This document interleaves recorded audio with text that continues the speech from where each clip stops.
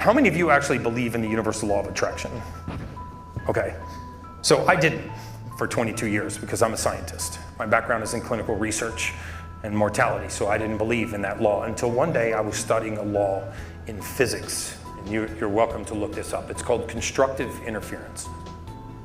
Constructive interference. It's a law in physics that is as valid as the law of gravity. What constructive interference says is that if two frequencies of equal wavelength meet, the size of the frequency doubles.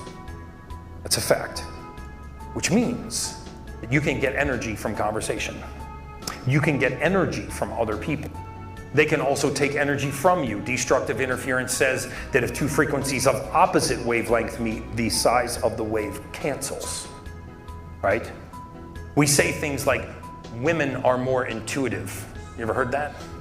Women are more intuitive? That's not true. Women are more sensitive to frequency.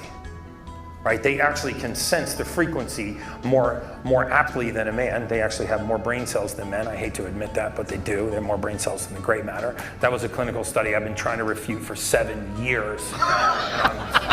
Somebody's going to disprove it one day. So when we understand that frequency is emitted from a human being's body, and that frequency has a lot to do with what we attract and what we repel in the universe. As I was reading about this clinical, this valid law, constructive interference, I stumbled on a clinical study called the Spain Scale of Emotion. SPANE stands for the scale of positive and negative energy. They took 25,000 participants in Germany and they put them inside of something called a Faraday's cage. You know what a Faraday's cage is? It's an area that is devoid of all frequency. There's no microwave, no radio wave, there's no frequency of any kind in there. No EMF, no 5G, nothing. And they measured the frequency that was leaving a human being's body. And they were able to isolate frequency leaving human beings' bodies with such accuracy that they could tell exactly what mood that person was in. Not just that they were angry, but they were in despair, they were jealous, or they were vengeful. They could actually isolate frequencies to that degree. Do you know what the most powerful frequency to leave a human being's body is? Does anybody want to know what the most attractive frequency and the most powerful frequency to leave a human being's body? Anyone want to take a guess? Sex. Sex is not a frequency, that's an act. But we like where your head's at. Okay? Confidence, close? Love is close. This is actually 4 times more powerful than love.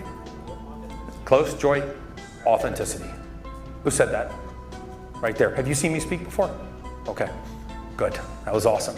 It's the frequency of authenticity. It has an amplitude that is so powerful and so attractive that can actually affect the frequency of another human being that you're talking to. Authenticity only happened, and the Spain Scale of Emotion proved this, when your words are truthful and you believe what you're saying. If your words are not truthful or you do not believe what you're saying, you cannot emanate the frequency of authenticity.